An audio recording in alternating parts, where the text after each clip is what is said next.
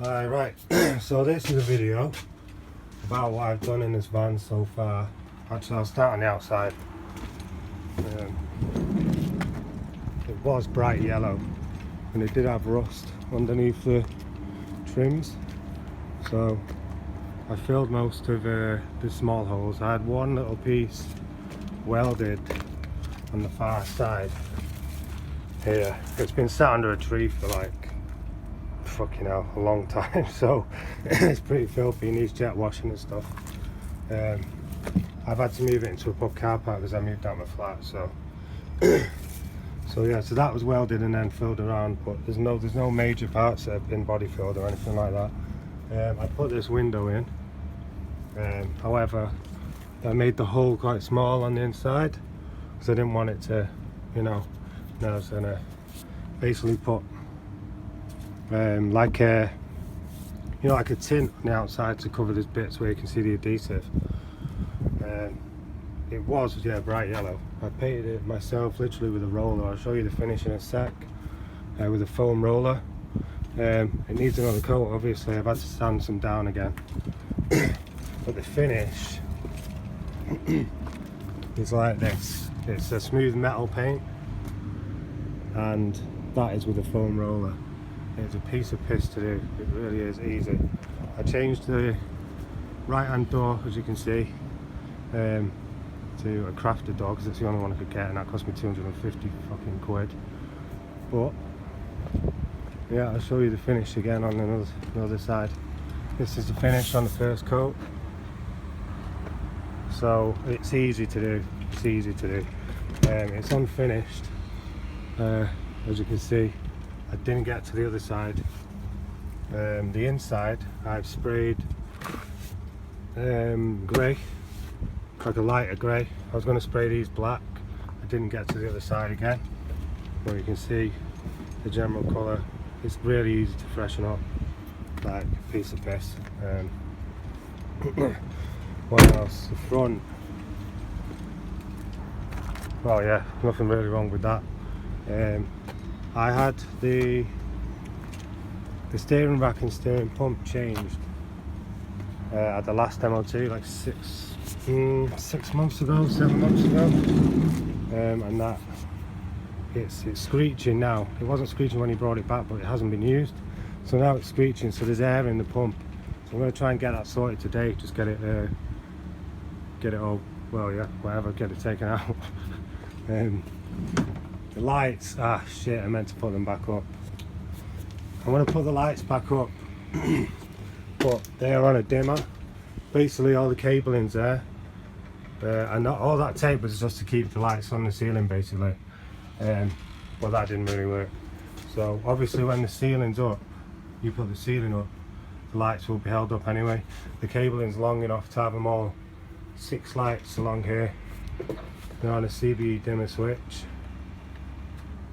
which is fine. I got a strip light going in the kitchen, which is on the same dimmer. The skylight there is fully insulated with Kingspan insulated foam, the vapor barrier, and some earth wool, eco wool, whatever you want to call it. The kitchen, it's quite new actually. I've put this in most recently. There's the hob that was going to go in that corner. There's a sink with a Comet tap that's actually hooked up already. You can't hear the motor there, but that goes down under here into a 70 litre water tank, which was going to be pulled out from there so you can access it. All the hosing's in the back there. I've got a piece of wood that's ready to be cut and marked up that's going to go over the front of that to cover that up. Then I was going to put the shower pump, which would go about here, and then there'd be a hose from that going into obviously I was going to put like a canister here, and then have the shower hose going straight from there into the pump, into the canister, and the shower hose come out here. As you can see, I've got a switch ready to go there. That's what that wiring is for. I was going to put a conduit down. This is all being cladded, as you can see. This light is on a sensor in the corner which needs screwing up. I was just gonna, as for the door, I was going to do a piece of ply or acrylic and basically put it on some rails either side. That would be really easy to do. What else should I talk about? Yeah, the headliner I actually refelted myself. You can see the seams, because you know you can't do it without creating seams. But then I was going to put a shelf in there, so you can't, you know, you won't be able to see it really. What else? These are soft close drawers, so these are actually pretty nice, to be honest. They don't weigh that much. I think they were 25 kilos each. The gas box I put underneath here. Now it's built in perfectly to size to UK regs. It's 50 mil off the floor. You can see the hole there, that's all been completely sealed inside. And I've got a vent that's actually supposed to go in there. But you need to drill the hole out from the bottom of the van. The vent, the drainage for the shower's already drilled, but this isn't fixed because obviously I was going to clad the floor. Then I built this unit. Now there's some wonky edges on this, so please forgive me. But I was going to sand all this down and then put trims on it. I was going to paint everything white, put trims on everything. Yeah, but see, as you can see, there's loads of storage. Storage up there, the storage up there. That needs something putting up the top. Then you've got the seating area. Now this is, I have to explain this one. Okay, these are huge seats. You get 6 people on these. You know, as you can see, it's pretty massive. I thought it was a really good design idea personally, because what I was going to do was the bed. You see, I've got these like guide rails.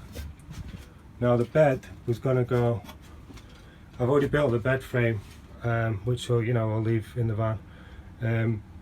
It goes right in between these two, and then you can put bolts on it, like eye bolts. And I was going to put cables running up from behind there into eye bolts into the ceiling, or like pulley wheels up each side into the ceiling, and then they would be hidden in the ceiling, and then the cabling could come down to wherever on a pulley system, so you'd be able to just lift the bed up to the ceiling. And then I was going to have lighting underneath, and then you would sit underneath the bed basically,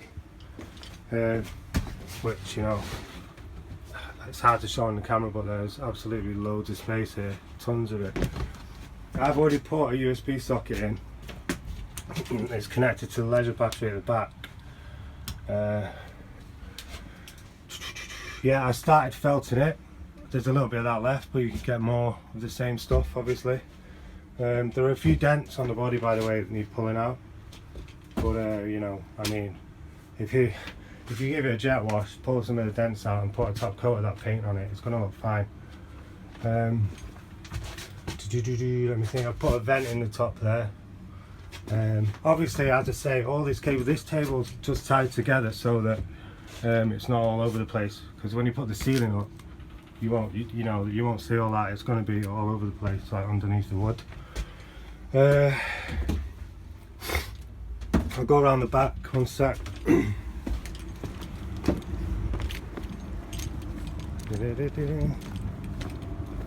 That's all the spare wood that I'm leaving with it. The bed frame's in there, you can see the brackets. This is the space that you've got at the back. That's all spare cabling I'm leaving. There's a bit more insulation. There's some insulation under the seat over there to fill in this, and behind there. This has already nearly been done.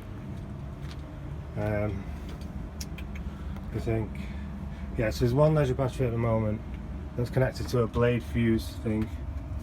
There is, what was I going to say? Yeah, these obviously, because the idea was that the bed, when it comes down, it's going to rest on this, on equally either side, and then you'll have supports on the other sides over there, on the edges of the seats. So obviously you still need to build the the seat, you know, the seat bases or whatever. I did actually buy the faux leather in navy blue, and that was cheap, but I can't find it. And then you just make your own with high density foam, don't you? Also, yeah, so this needs changing to something thicker, a 12mm hardwood, because it will sag if you leave that there. So I was thinking maybe changing this and taking it to the front there to use as a shelf in the cab and just reinforce that with a strip, because it's big enough. So you'll need another piece to reinforce that. There's enough timber left over to take these three out and reinforce them, so you're not going to get any sagging. I hope you can see my actual overall idea. But yeah, the new pump, can't turn this camera around, can I? The new pump and steering rack cost me 1100 quid at the last MOT, but as I say, it's not been used. So it was 197,000 miles. It needs basically getting the air out and running in. It's not taxed at the moment, it's been sawn for ages. I don't really want to get rid of it, but times change, things happen. You just gotta fucking, I don't know, move on, I guess. So yeah, 5 months still left in the MOT and it's not being used. I mean, it's a Sprinter, for fuck's sake. It's gonna last.